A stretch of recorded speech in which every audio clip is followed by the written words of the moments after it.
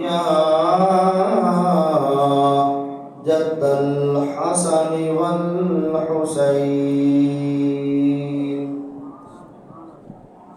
اللہ تبارک و تعالیٰ کی حمد و ثنا، نبی مکرم شفیع معظم نور مجسم جان کائنات احمد مجتبی حضرت محمد مصطفیٰ صلی اللہ علیہ وآلہ وسلم کی بارگاہ میں ہدیہ درود و سلام پیش کرنے کے بعد میرے نہایت ہی واجب الاحترام بزرگوں، دوستوں، عزیز بھائیوں،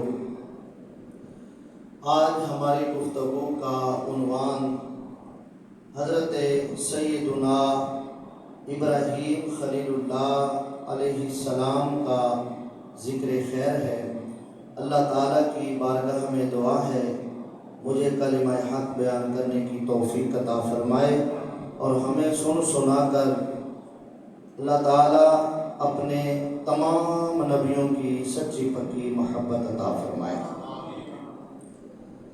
حضرت ابراہیم علیہ السلام جد الانبیاء ہیں۔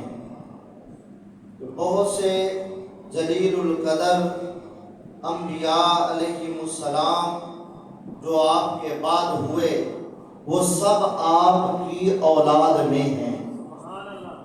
آپ کو اللہ تعالیٰ نے دو بیٹے عطا کیے، ایک حضرت اسحاق علیہ السلام، ان سے انبیاء علیہ السلام کا سلسلہ چلتا رہا اور عیسیٰ علیہ السلام تک انبیاء علیہ السلام اپنے اپنے وقت پر اللہ تعالیٰ نے جب انہیں بھیجا وہ آ کر اپنی ڈیوٹی سر انجام دیتے رہے۔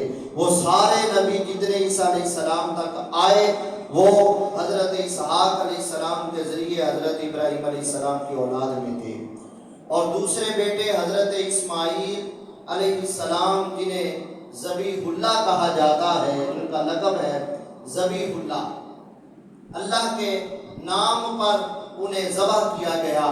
یہ ذبیح اللہ حضرت اسماعیل علیہ السلام کا لقب ہے۔ ان سے ہمارے آقا صلی اللہ علیہ وآلہ وسلم صرف ایک نبی ہی پیدا ہوئے ہیں۔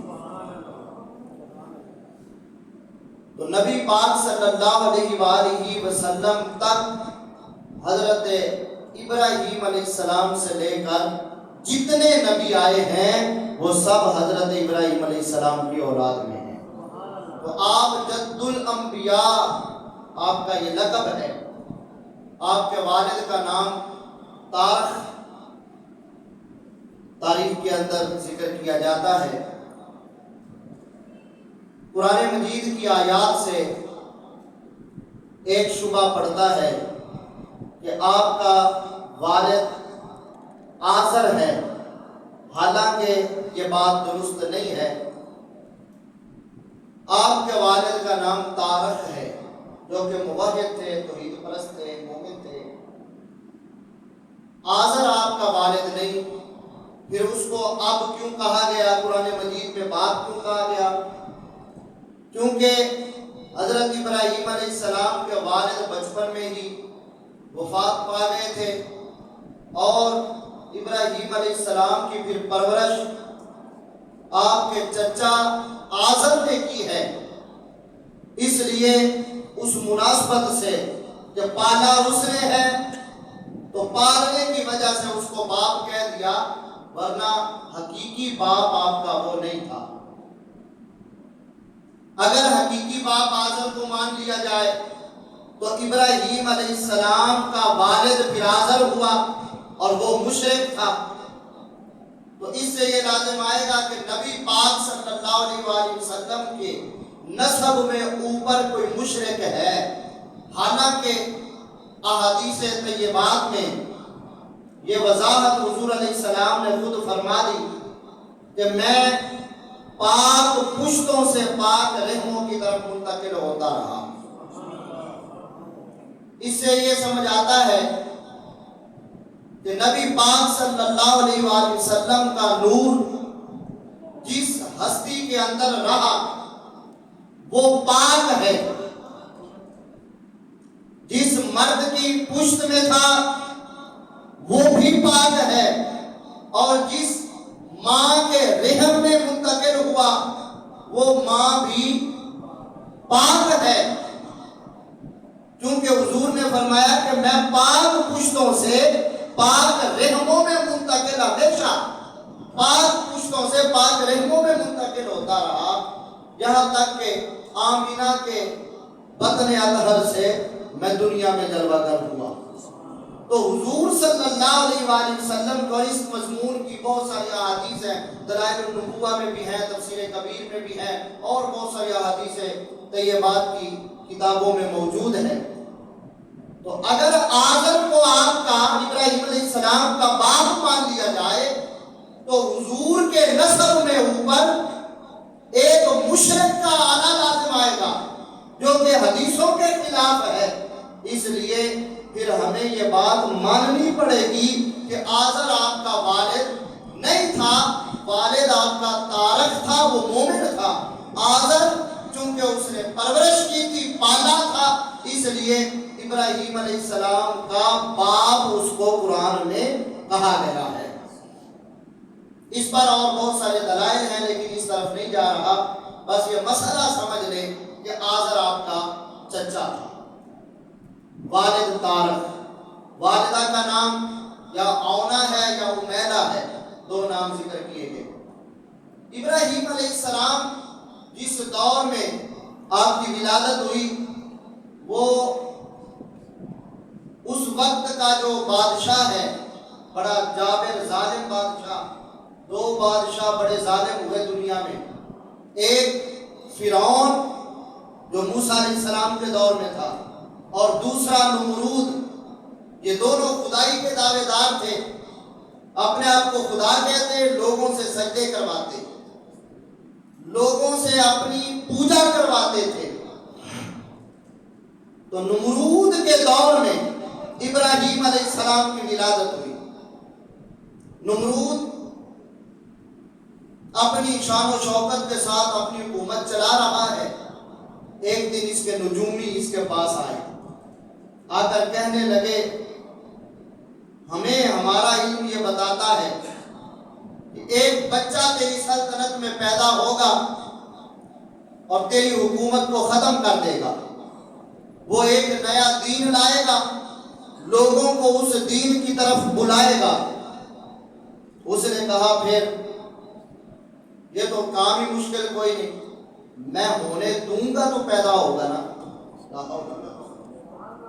اللہ تعالیٰ اس کو بھیجنا چاہتا ہے اور وہ کہتا ہے میں پیدا ہونے دوں گا تو پیدا ہوگا۔ اس نے کہا کب پیدا ہوگا؟ انہوں نے کہا اسی سال پیدا ہوگا۔ اس نے کہا کوئی مرد اپنی عورت کے پاس نہ جائے، جب مرد پاس نہیں جائے گا کوئی لڑکا پیدا ہوگا ہی نہیں۔ اور جن کے ہاں امید ہو چکی ہے جیسے ہی اس سال میں جو لڑکے پیدا ہوں ان کو پیدا ہوتے ہی قتل کر دیا جائے۔ یہ حکم جاری ہو گیا۔ حضرت ابراہیم علیہ السلام کی والدہ کو بھی یہ خبر پہنچ چکی تھی۔ دور غار ہوتے تھے پہاڑوں میں، ایک غار میں حضرت ابراہیم علیہ السلام کی والدہ تشریف لے گئی اور وہاں غار کے اندر ہی حضرت ابراہیم علیہ السلام کی ولادت ہو گئی۔ اب جب ولادت ہو گئی کئی سال آپ کے وہاں گزرے اور اس غار میں اللہ تعالیٰ نے آپ کے لیے کھانے پینے کا انتظام کیا ہوا ہے۔ غار کے اندر آپ کی پرورش اس طرح ہو رہی ہے، یعنی گروتھ اس طرح ہو رہی ہے کہ عام بچوں کی بنسبت بہت زیادہ آپ بڑھ رہے تھے۔ پہلے جس طرح عام بچے بڑھتے ہیں چند مہینوں میں، چند سالوں میں، آپ زیادہ بڑھ رہے تھے۔ جب آپ بڑے ہوئے اور بستی میں پہنچے تو لوگ پہچان ہی نہیں رہے تھے کہ ان کی عمر کتنی ہے، کہ اس سال کا اندازہ لگ ہی نہیں رہا تھا کہ اس بچے کے بارے میں یہ سوچا جا سکے کہ اس بچے نے آ کر نمرود کی حکومت کو ختم کرنا ہے۔ یہ اللہ تبارک و تعالیٰ نے ان کے لیے انتظامات کر دیے۔ آپ کی والدہ آپ کو لے کر بستی میں آئی۔ حضرت ابراہیم علیہ السلام جب بستی میں آئے آپ نے ادھر ادھر جو دیکھا، ہر طرف کفر ہے، ہر طرف شرک ہے، کوئی بتوں کی پوجا کر رہا ہے، کوئی ستاروں کو پوج رہا ہے، کوئی چاند کی پوجا کر رہا ہے، کوئی سورج کو پوج رہا ہے، کوئی نمرود کی پوجا کر رہا ہے، اپنی مرضی کے خدا بنائے ہوئے ہیں۔ آپ بڑے پریشان ہوئے اور آپ نے اب تبلیغ کا کام شروع کیا، اللہ تعالیٰ کی توحید کا پرچار کرنا شروع کیا۔ سورج والے، چاند والے اور ستاروں والے آپ کے پاس آئے اور آپ کو آ کر کہنے لگے کہ ہمارے خداؤں کو دیکھو کیسے چمکدار ہمارے خدا ہیں۔ ستاروں والے آئے، انہوں نے آ کر آپ کو کہا، قرآن مجید میں ان 3 گروہوں کا ذکر آتا ہے کہ یہ 3 گروہ آئے اور آپ نے پھر ان کی بات سنی اور انہیں جواب بھی دیا۔ وہ کہنے لگے فَلَمَّا جَنَّ عَلَيْهِ اللَّيْلُ رَأَىٰ كَوْكَبًا، جب رات چھا گئی، ستارے طلوع ہوئے، تو ابراہیم علیہ السلام کے پاس وہ آئے اور آ کر کہنے لگے کہ ہمارے خدا ہیں۔ تو آپ نے فرمایا ھذا ربی، یہ میرا رب ہے۔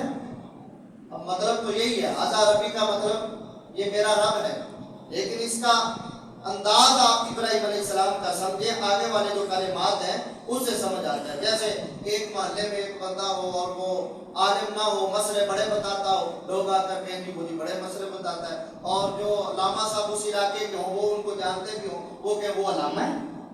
اب یہ اس طرح تھا، ابراہیم علیہ السلام کہتے ہیں ھذا ربی، یہ میرا رب ہے، یعنی آپ انکار فرما رہے تھے کہ یہ میرا رب نہیں ہے، یہ میرا رب ہے۔ فلما آفل قال لا احب الآفلین، آپ نے فرمایا جب وہ ڈوب گئے، صبح ہوئی، آپ نے فرمایا جو ڈوب جاتے ہیں انہیں میں پسند ہی نہیں کرتا۔ یعنی وہ رب نہیں ہو سکتے، جس کی حالت بدل جائے وہ خدا کیسے ہو سکتا ہے؟ یہ آپ سمجھا رہے تھے ان کو کہ جو خدا ہے وہ جیسے پہلے تھا ویسے آج ہے اور ہمیشہ ویسے ہی رہے گا، اس میں ذرہ بھر بھی تبدیلی نہیں آئی ہے۔ وہ خدا ہوتا ہے، وہ رب ہوتا ہے، اور تم ان کو رب کہہ رہے ہو جو ایک وقت پہ آتے ہیں پھر ایک وقت پہ چلے جاتے ہیں، پھر آتے ہیں پھر چلے جاتے ہیں۔ تو جو ڈوب جاتے ہیں انہیں میں پسند نہیں کرتا، وہ رب نہیں ہو سکتا ہے۔ چاند والے آ گئے، لما رأى القمر بازغا، 14ویں کا چاند تھا، چمک رہا تھا، اور کہنے لگے یہ ہمارا رب ہے۔ ابراہیم علیہ السلام نے فرمایا ھذا ربی، یہ میرا رب ہے۔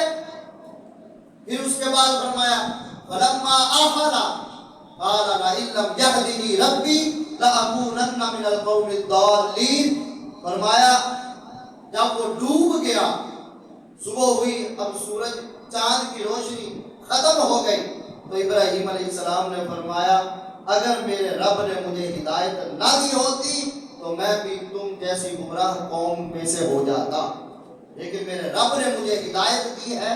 یہاں یہ بات بھی سمجھ لیجیے کہ جو نبی ہوتا ہے وہ پیدائشی طور پر، طبعی طور پر اللہ تعالیٰ نے اس کی طبیعت کے اندر توحید کو رکھا ہوتا ہے۔ بتوں سے، کفر اور شرک سے، ہر طرح کے گناہ سے نفرت اس کی طبیعت میں اللہ تبارک و تعالیٰ نے رکھی ہوتی ہے۔ حضرت ابراہیم علیہ السلام جد الانبیاء ہے، ہر نبی کو اللہ تعالیٰ نے یہ صفت عطا کی ہے کہ وہ پیدائشی طور پر، نبوت بعد میں ملنے کا ایک مرحلہ ہوتا ہے، ہر نبی پیدائشی طور پہ نبی نہیں ہوتا ہے، لیکن اس کو طبعی طور پر ایسی فطرت، ایسی طبیعت اللہ تعالیٰ عطا کرتا ہے کہ وہ پیدائشی طور پر ہی اس کی طبیعت میں یہ بات ہوتی ہے کہ وہ توحید پرست ہوتا ہے، توحید سے محبت کرنے والا ہوتا ہے اور کفر و شرک سے نفرت کرنے والا ہوتا ہے۔ تو آپ نے فرمایا اگر میرے رب نے مجھے ہدایت نہ دی ہوتی تو پھر میں بھی تمہیں میں سے ہو جاتا، لیکن یہ چونکہ ڈوب گیا ہے اس لیے یہ میرا رب نہیں ہے۔ پھر سورج والے آگے، وہ کہنے لگے دیکھو یہ بہت زیادہ چمک رہا ہے۔ فلما رأى الشمس بازغة قال ھذا ربی ھذا اکبر، ہاں اس کو میرا رب کہتے ہو جو ان سے بڑا ہے؟ فلما آفل قال یا قوم انی بریء مما تشرکون، جب وہ بھی ڈوب گیا، شام ہوئی، سورج غروب ہو گیا، پھر ابراہیم علیہ السلام نے فرمایا جو تم شرک کر رہے ہو میں اس شرک سے بری ہوں، میں تم میں سے نہیں ہوں۔ ہاں جو رب میں تمہیں بتا رہا ہوں وہ سچا رب ہے، اور جیسے تھا ویسے آج ہے اور ہمیشہ ویسے رہے گا، اس میں کوئی تبدیلی نہیں آئے گی۔ آپ نے اللہ تعالیٰ کا تعارف بھی پھر کروایا ہو۔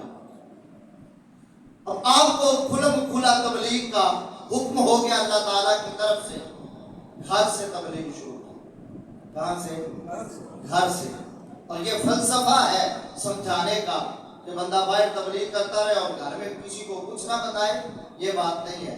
اپنے گھر میں بھی جتنا بندے کے علم میں ہے کوئی چیز شریعت کی، وہ اپنے گھر میں بھی بتائے اور باہر بھی بتائے۔ انبیاء علیہ السلام کا یہی طریقہ ہے کہ وہ جب تبلیغ شروع کرتے اپنے گھر سے کرتے تھے۔ حضرت ابراہیم علیہ السلام نے اپنے گھر سے تبلیغ شروع کی۔ اور یہاں یہ بات بھی ذکر کرتا چلوں کہ جتنے انبیاء علیہ السلام ہیں، امام جلال الدین سیوطی رحمۃ اللہ علیہ نے یہ بات لکھی، سب انبیاء علیہ السلام کی جو مائیں ہیں وہ عام عورتیں نہیں ہوتی۔ نبیوں کی مائیں عام عورت نہیں ہوتی، وہ اللہ تعالیٰ کی خاص ولیہ ہوتی ہے۔ یہ ہر نبی کو اللہ تعالیٰ نے جو ماں دی ہے اس کا یہ مقام ہے۔ اور جو ہمارے آقا صلی اللہ علیہ وآلہ وسلم کی ماں ہے حضرت آمنہ سلام اللہ علیہا، ان کی انوکھی ہی شان ہے کہ ان کی ماں ہونے والی نسبت اللہ کے پیارے محبوب کے ساتھ ہے۔ کسی نے کہا نا جتھے سونے نے تلیاں لائیاں نے اس تھاں ورگی کوئی تھاں نہیں، جتھے سونے نے تلیاں لائیاں نے اس تھاں ورگی کوئی تھاں نہیں، جیڑی چمدی سی متھا سونے آقا دا، جیڑی چمدی سی متھا سونے آقا دا، اس ماں ورگی کوئی ماں نہیں، اس ماں ورگی کوئی ماں نہیں۔ تو سب نبیوں کی مائیں اللہ کی خاص ولیہ ہوتی ہیں، اور حضرت آمنہ حضور کی والدہ ہے تو یقیناً یہ بھی انوکھی شان والی ہے۔ حضرت ابراہیم علیہ السلام نے گھر سے تبلیغ شروع، چچا تھا آزر بت پرست، اور یہ بت گر بھی تھا، خود بت بنا کر فروغ کیا کرتا تھا۔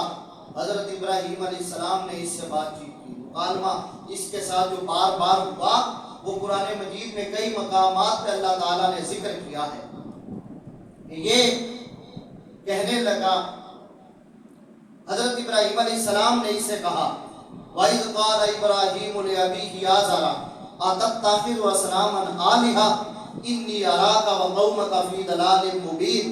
ابراہیم علیہ السلام نے فرمایا اے میرے باپ، میں تمہیں اور تیری قوم کو گمراہی میں دیکھتا ہوں کہ تم نے اللہ کے علاوہ معبود بنا لیے ہیں، بتوں کو تم نے خدا بنا لیا ہے، تو بھی گمراہی میں ہے اور تیری قوم بھی گمراہی میں ہے۔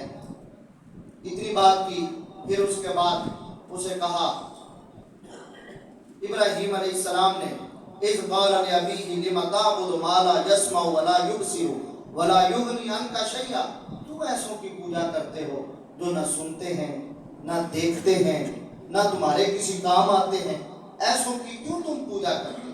اب یہ توحید کا اعلان ہو رہا ہے، اللہ تعالیٰ کی توحید بیان کر رہے ہیں حضرت ابراہیم علیہ السلام، اور سامنے سننے والا کوئی عام بندہ نہیں ہے، یہ وہ ہے جس نے ابراہیم علیہ السلام کی پرورش کی ہے، ابراہیم علیہ السلام کو پالا ہے۔ یہ اب کہہ رہا ہے، آگے سے کہتا ہے کہ بھئی میں ایسوں کی پوجا کروں گا، کیوں؟ اس لیے کہ میں نے اپنے آباء و اجداد کو ان کی پوجا کرتے دیکھا، ہمارے بڑے ایسا کرتے تھے، اس ایسے ہی ہم بھی کریں گے۔ ابراہیم علیہ السلام نے انہیں سمجھایا اور کہا یا ابتی انی قد جاءنی من العلم ما لم یأتک فاتبعنی اہدک صراطا سویا۔ اے میرے باپ آزر، میرے پاس ایسا علم آیا ہے کہ اگر تو اس علم کی پیروی کر لے گا تو پھر تو صراط مستقیم پہ چلنے والا ہو جائے گا۔ نبی کا رستہ صراط مستقیم ہی ہوتا ہے، تو اگر تو اس رستے پہ چلے گا تو پھر صراط مستقیم پر چلنے والا ہو جائے گا۔ اور آگے فرماتے ہیں یا ابت لا تعبد الشیطان ان الشیطان کان للرحمن عصیا۔ آپ فرماتے ہیں اے میرے باپ آزر، کیوں تو شیطان کی پوجا کرتا ہے؟ یعنی بتوں کی پوجا پہ جس نے لگایا ہے وہ شیطان ہے، اور در حقیقت تم بتوں کی پوجا نہیں بلکہ شیطان ہی کی پوجا کر رہے ہو۔ کیوں شیطان کی عبادت کرتے ہو؟ کہ شیطان تو رحمان کا دشمن ہے، نافرمان ہے۔ اب اس نے کہا اے ابراہیم تو باز آ جا اپنے کام سے۔ وہ دھمکیاں دے رہا ہے ابراہیم علیہ السلام، کہتا ہے کہ باز آ جا تو اس کام سے، مجھے اپنے کام سے نہ روک، میرے بتوں کو میرے خداؤں کو برا بھلا نہ کہہ، اور اگر تو باز نہ آیا لَئِن لَّمْ تَنْتَهِ لَأَرْجُمَنَّكَ وَاهْجُرْنِي مَلِيًّا، اگر تو باز نہ آیا اس کام سے تو میں لوگوں کو کہہ کر اور ان کے ساتھ خود شامل ہو کر پتھر پکڑ کے تم پر پتھر پھینکوں گا، تمہیں پتھر ماروں گا، چھوڑ دے یہ کام اور مجھ سے دور ہو جا، تیرا میرا کوئی تعلق نہیں ہے۔ ابراہیم علیہ السلام نے پھر اس کو چھوڑ دیا تھا۔ اب دیکھیں نا، جب بندہ جھوٹا ہوتا ہے تو وہ یا دھمکی دیتا ہے یا پھر حملے کرتا ہے۔ تو آزر جھوٹا تھا، جواب کوئی نہیں بن رہا تھا، تو آگے سے کہنے لگا کہ میں تجھے پتھر مرواؤں گا، دور ہو جا مجھ سے اور یہ کام چھوڑ دے۔ ابراہیم علیہ السلام نے کام تو اپنا نہیں چھوڑا ہے، لیکن اس کو چھوڑ کر آپ اس سے علیحدہ ہو گئے۔ یہ بات یاد رکھیے، جتنے بھی بد عقیدہ لوگ ہیں، بد مذہب لوگ ہیں، وہ اپنے عقیدے پر بڑے پکے ہوتے ہیں۔ ہر کوئی جو وہ اپنے آپ کو حق پر سمجھتے ہیں، بلکہ وہ اپنا دفاع بھی کرتے ہیں، اپنے دلائل بھی دیتے ہیں۔ تو یہ ابراہیم علیہ السلام کے سمجھانے کے باوجود تھے گمراہ، تھے باطل پر، اس کے باوجود اپنے عقیدے پر بڑے پکے تھے۔ ابراہیم علیہ السلام کی بات ماننے کی طرف آ ہی نہیں رہے تھے اور اپنے بتوں کی پوجا میں مصروف تھے۔ جیسا کہ آپ دیکھتے ہیں ہمارے اس دور میں مرزائی ہیں تو وہ باطل پر ہیں، کافر ہیں، اس کے باوجود وہ اپنے حق پر ہونے کے دلائل دیتے ہیں۔ اس کانا، وہ جو مرزا غلام احمد قادیانی ہے، کانا تھا اور اس کو نبی کہتے ہیں، دلائل دیتے ہیں، اپنا دفاع بھی کر رہے ہیں، اپنے مذہب کی تبلیغ بھی کر رہے ہیں اور اپنے آپ کو حق پر بھی مانتے ہیں، اور دوسروں کو، جتنے باقی لوگ ہیں سب کو گمراہ مانتے ہیں، کافر مانتے ہیں۔ لیکن انہیں اگر اللہ تعالیٰ نے ذرا سی بھی کسی کو عقل دی ہے، شعور دیا ہے، تو وہ یہ بات سمجھے گا کہ یہ غلام احمد قادیانی کانا دجال نبی نہیں ہو سکتا، یہ نبی نہیں ہو سکتا۔ کیوں؟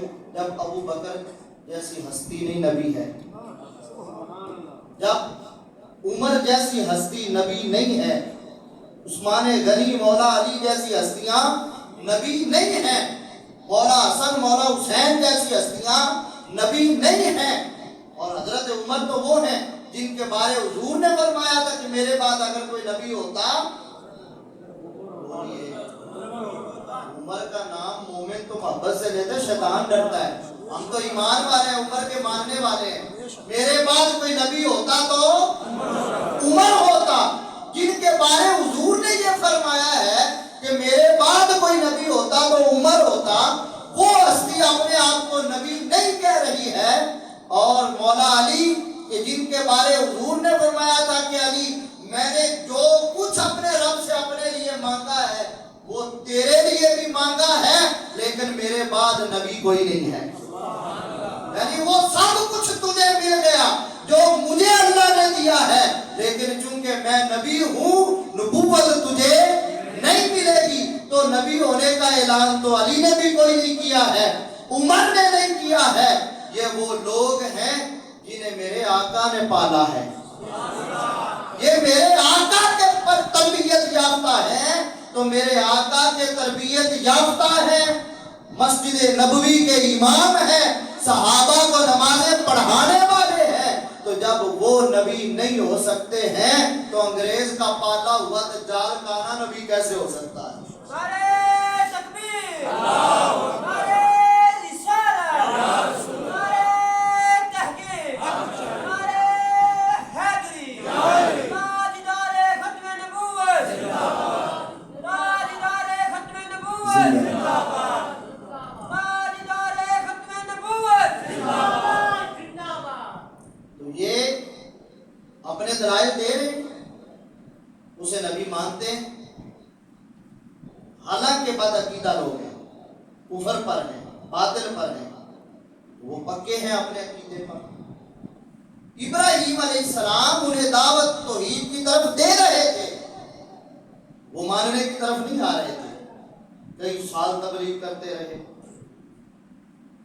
چند بندے ایمان لائے تھے. ابراہیم علیہ السلام نے اللہ تعالیٰ کا تعارف بھی انہیں کروایا اور انہیں سمجھاتے ہوئے یہ بات بھی ارشاد فرمائی.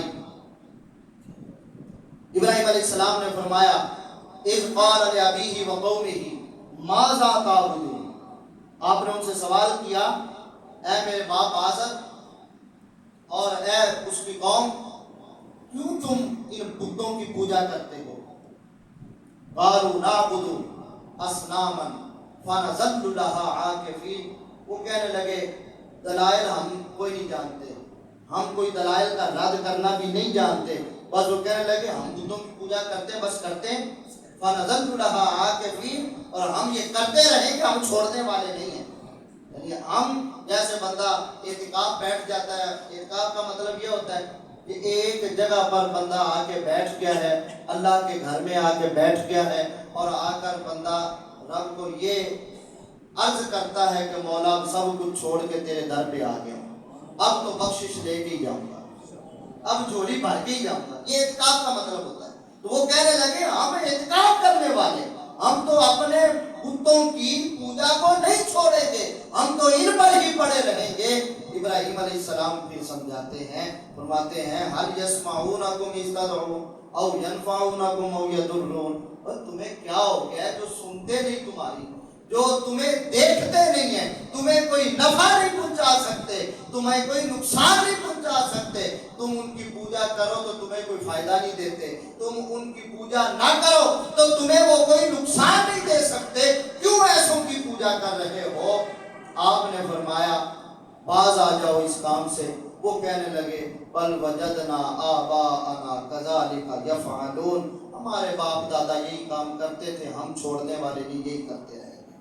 اب حضرت ابراہیم علیہ السلام نے فرمایا آؤ میں تمہیں سچے رب کا پتہ بتاتا ہوں، اس کی صفات کیا ہیں، اس کی شانیں کیا ہیں. آپ نے فرمایا رب وہ ہے خلق الذی خلقنی فهو یهدین، اللہ وہ ہے جس نے مجھے پیدا کیا ہے. کیونکہ اس وقت رب کو ماننے والا کوئی نہیں تھا، اس لیے آپ نے سب کی طرف رب کی نسبت نہیں، رب کی نسبت اپنی طرف کی ہے. الذی خلقنی فهو یهدین، اللہ وہ ہے جس نے مجھے پیدا کیا ہے، وہ مجھے ہدایت دینے والا ہے، اس نے مجھے ہدایت دی. والذی هو یطعمنی ویسقین، اور اللہ وہ ہے جو مجھے کھلاتا ہے اور مجھے پلاتا ہے، کھلانے پلانے والا میرا رب ہے. وَإِذَا مَرِضْتُ فَهُوَ يَشْفِينِ، اور میں بیمار ہو جاؤں تو مجھے شفا دینے والا وہ ہے. وَالَّذِي يُمِيتُنِي ثُمَّ يُحْيِينِ، اور وہ اللہ ہی ہے جو موت بھی دیتا ہے، جو زندگی بھی عطا کرتا ہے. اللہ تبارک و تعالیٰ کی آپ نے صفات بیان کی اور انہیں سمجھایا کہ بعد آ جاؤ یہ کاموں سے. اللہ وہ ہے کہ جو پیدا کرنے والا ہے، اللہ وہ ہے جو کھلاتا پلاتا ہے، اور اللہ وہ ہے جو بیماریوں میں شفا دینے والا ہے، اللہ وہ ہے جو ہدایت دینے والا ہے، اللہ وہ ہے جو زندگی دینے والا ہے اور موت عطا کرنے والا ہے۔ اور والذی یطمع ان یغفر لی خطیئتی یوم الدین، اور اللہ وہ ہے جس سے بخشش کی امید رکھی جا سکتی ہے، بخشنے والا بھی وہ ہے۔ تو آپ نے توحید کی دعوت ان کو کمال درجے پر پہنچ کر ان تک پہنچائی ہے، لیکن وہ ماننے پر نہیں آ رہے تھے۔ پھر ان کا سالانہ ایک میلہ ہوتا تھا، آپ نے فرمایا تم نہیں نا باز آ رہے، تو پھر ٹھیک ہے، میں تمہارے بتوں کی برائی کرنے سے باز نہیں آؤں گا اگر تم اس عقیدے سے باز نہ آئے تو۔ انہوں نے بات سنی انسنی کر دی۔